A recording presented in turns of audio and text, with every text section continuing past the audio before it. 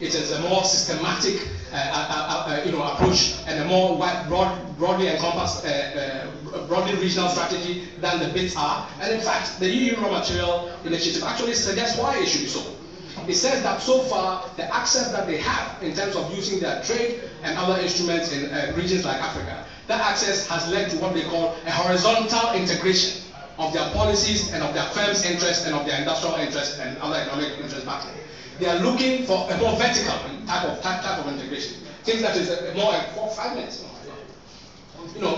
Things that so basically the trade thing is very critical. I think that, and if you look at the clusters of work that and the action plan of the African Mining Vision, a lot of them are directly affected by these things. So if you say you want to build, mining information database, those are intellectual properties.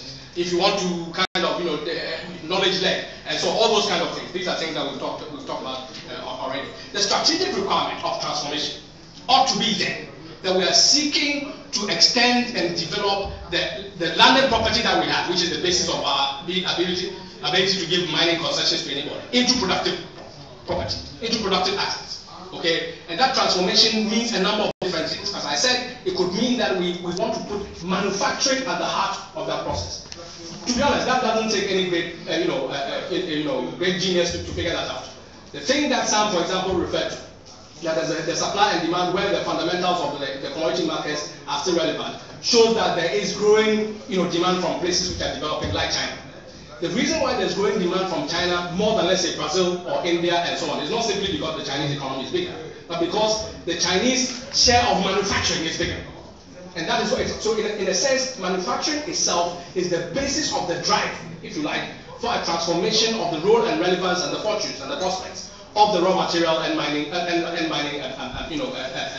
sectors as a whole. In which case, if that is true on an international scale, then it ought to be true domestically and regionally as well.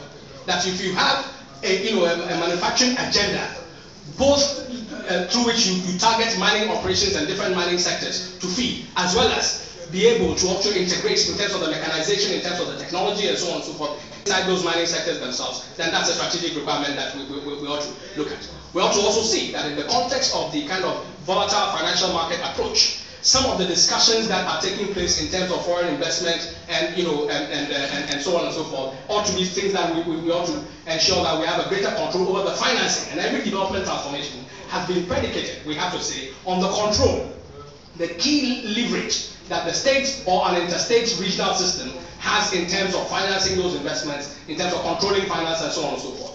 The AMV refers to many of these things, development plans and so on and so forth. I do not think, however, that it's integrated very well. Some of the things I've listed here, refer to some of the strategic requirements of what that transformation should be. But we see that there are challenges from the kind of conceptions within the AMV itself. One is the question of resource endowment.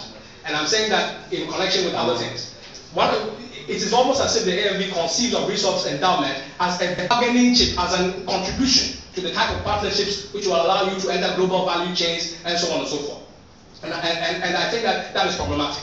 It also sees that resource endowment does not include leakages and surpluses that are generated that go elsewhere. And therefore, that conception of resource endowment means that the relationships around which investable capital and productive capital is generated is excluded from view.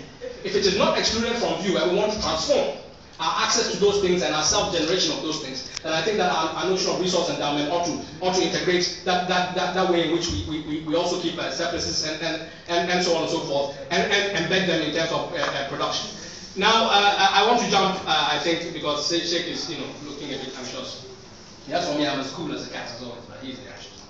The final thing I want to say that there are some imperatives, which I hope tie together some of the things that I said.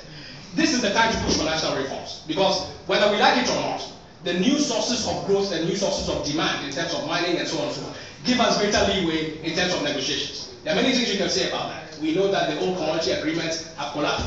There's no reason why regionally and nationally we can't have different kinds of innovations and so on and so on. Secondly, we want to push in terms of the positioning of the AMV.